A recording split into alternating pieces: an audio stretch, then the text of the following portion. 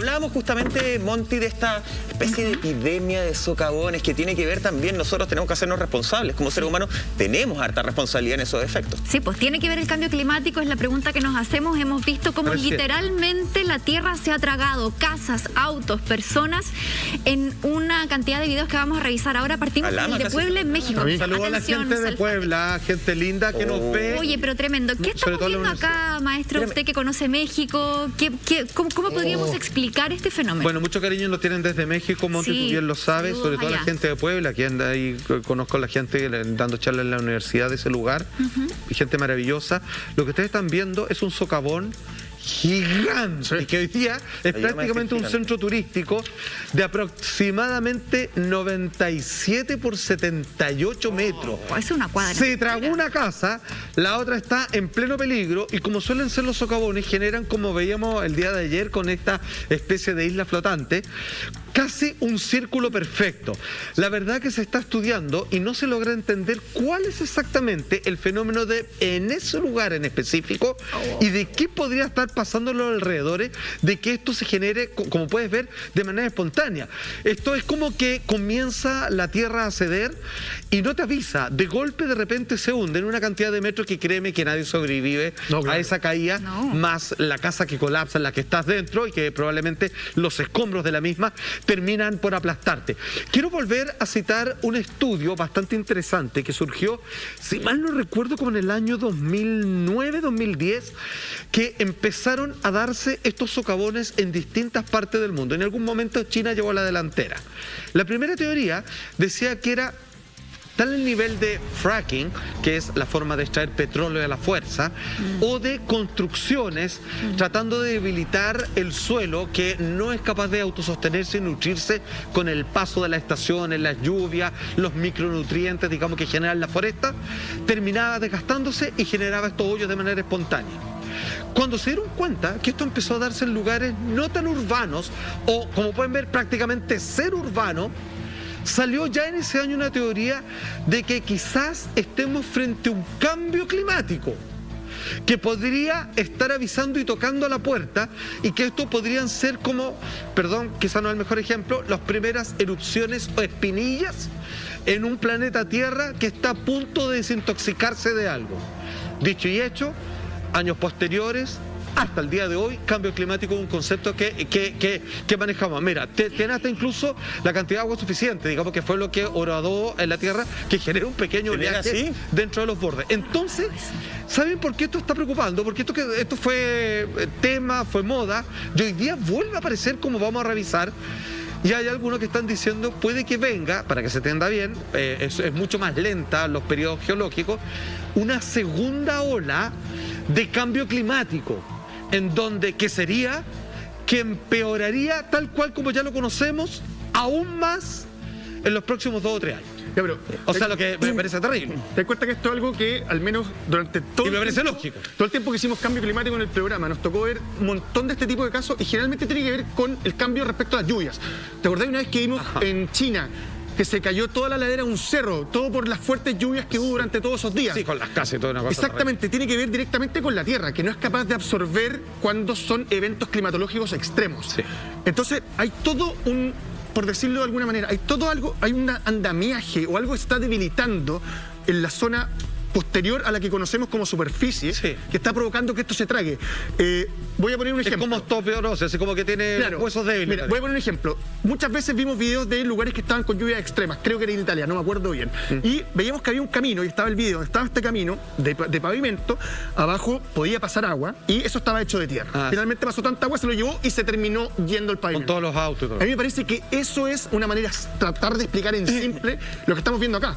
Si tú haces el experimento de poner, por ejemplo, tierra así, y comienzas a hacer por acá abajo, empiezas a debilitarla, se va a hacer circular. Porque la Tierra va cayendo de esta manera. Es como el efecto embudo, como el water, ¿cachai? Claro. Sí, claro. Lo que hay que tratar de entender es dónde se está haciendo el daño para que ese socavón aparezca en ese lugar, porque posiblemente el daño no es cerca de ese lugar. Eso es muy importante. ¿Y qué rol tenemos nosotros? Vamos a revisar unos videos de India justamente mientras... En Mumbai. Mira ese. Mira. Ahí es como, lo dice nuestra jefa, una especie de arena movediza que se termina tragando sin ningún problema el vehículo que estamos viendo ahí. Se genera en la parte delantera, mira ahí cuando venga el loop. Salfate, dentro de distintos escritos y buscando una explicación, como lo que dice Lama justamente, se habla de que la extracción excesiva del agua, un poco lo que tú estabas comentándonos ya, ¿cierto? Es una de las principales causas del hundimiento del suelo y que te puede generar justamente estas especies de socavones. ¿Para qué se extrae el agua de manera excesiva? Para uso agrícola, industrial o urbano. Ahí es donde uno tiene que empezar a decir efectivamente de dónde la estamos extrayendo. Lo importante es, ¿se puede revertir este proceso? Y yo llegué a un estudio que hablaba de que Tokio, justamente, a finales del siglo XIX, estaba rebajando su suelo algo así como hasta 4 metros. A ese nivel estaban los estudios certificados que se estaba rebajando y ellos en 1969 lograron revertirlo. ¿Cómo? Y lo voy a decir acá. Lograron revertirlo con políticas sostenibles para la explotación del agua subterránea, justamente, entre otras cosas, y con eso lograron frenar a lo largo del tiempo este hundimiento que estaban viviendo. Entonces, a eso voy yo con el tema del caos climático, cambio climático, como le quiera llamar, pero también con la responsabilidad que tenemos nosotros. La cantidad de agua, cómo se está explotando el agua, para lo que se está explotando. O sea, ¿cuánto tú consumes en una polera, por ejemplo? ¿Cuánto consumí en vestuario, en cosas que uno debería empezar a reutilizar justamente, y tal vez podríamos empezar a frenar este tipo de situaciones? Mira, hay un estudio que se suma al que tú mencionas, a propósito de Japón, que se dieron cuenta de lo siguiente. Entendemos que el metro cuadrado en Tokio, digamos, que está súper sobrepoblado, es carísimo por la gran cantidad de edificios que hay. Es una cosa impagable, digamos, tener un departamento en ambiente, el arriendo son como 4 millones de pesos, una cosa así terrible. Sí. Ok. ¿Qué se dieron cuenta? Algo que en Chile se viene hablando hace bastante rato, sobre todo con los guetos verticales, pero que todavía nadie se hace cargo. Es que el sistema de alcantarillado está hecho cruzando los dedos. ¿Qué significa eso? Que si por alguna casualidad cósmica todos los habitantes de cada uno de los departamentos de estos edificios decidiera, por ejemplo, o ir al baño, o ducharse, o lavar los platos, todos al mismo tiempo, el sistema de cañería no da. ¿En qué se transforma eso? En que a ti te viene así como una trombosis, como una especie de exceso de presión arterial, en donde a todos se les ocurrió bombear al mismo tiempo y el sistema de salida y escape de presión del agua, en este caso de las vertientes naturales o de exclusión de las casas, no tienen una salida que está en proporción al aguante de los medios de transporte y por eso colapsan y comienzan a hacer goteras y a horadar el suelo. Vale decir, hoy en día, a sabiendas, se hacen cruzando los dedos porque saben que no están preparados para un escenario ideal si es que todos quisieran ocupar el agua de un edificio al mismo tiempo. Y yo hasta como lo veo, eso es jugar a la ruleta, porque están en un supuesto. Porque puede ocurrir, puede ocurrir. Claro, y considerando también que justamente en ese sector del mundo, en Asia, se concentra casi la mitad de la población mundial. Entonces son cosas que hasta el día de hoy yo creo que o no se consideran o se hace la vista gorda por la necesidad también de tener un lugar habitable para cada vez más gente que habita este planeta. Esto no solamente pasa en India, también tenemos imágenes de un estacionamiento que colapsa en Israel. Esto ocurre en un hospital, fíjense, más encima en un hospital, en un sector del estacionamiento que por lo que conocemos de la noticia, habían dos partes, una parte antigua del estacionamiento y una parte nueva. Y finalmente este socavón ocurre tragándose los autos y se hablaba también de que si efectivamente estaba bien construido este parking, que por debajo hay unos túneles, o sea, hay una cosa bien enredada, porque ahí es donde uno se cuestiona si efectivamente se pueden hacer estos estacionamientos prácticamente en el aire. Sí. Quiero la suerte de ese auto que queda a la orilla. Sí, usted sabe ese que se cayó recién, porque no le pasó nada, que va ahí arriba. Yo vivo al lado de la recientemente nueva estación línea 3 del metro. O sea, usted no se imagina la cantidad de denuncias que hay con los vecinos a 10 cuadras a la redonda, porque a todos se les soltó el parqué. Seguro. A todos, digamos, les fregaron las ventanas, y todos suenan, y todo lo demás. En el aire. Porque no está considerado. Entonces se supone que está hecho a cierta profundidad, que están todas las regulaciones.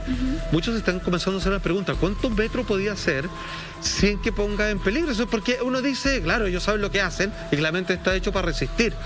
No lo tengo tan claro. Yo lo único que sé es que hasta el momento, a 2 años de su inauguración, todos tienen la cagada en la casa. Unos más, otros menos. Entonces, ponle eso 10 años.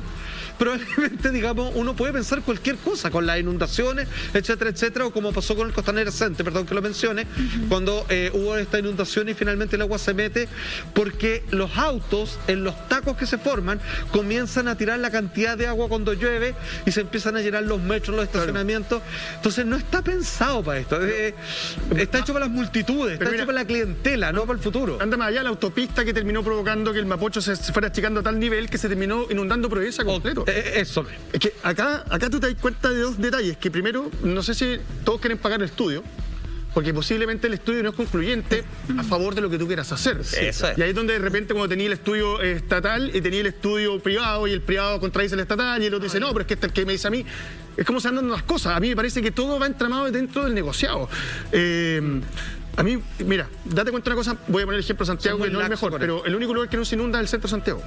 Sí. Está bien hecho, porque es viejo. Porque está bien hecho. Porque las alcantarillas del centro de Santiago son otra cosa. Para las tortugas ninjas. Exactamente. ¿Sí? Entonces, claro, todo lo demás quería ahorrar.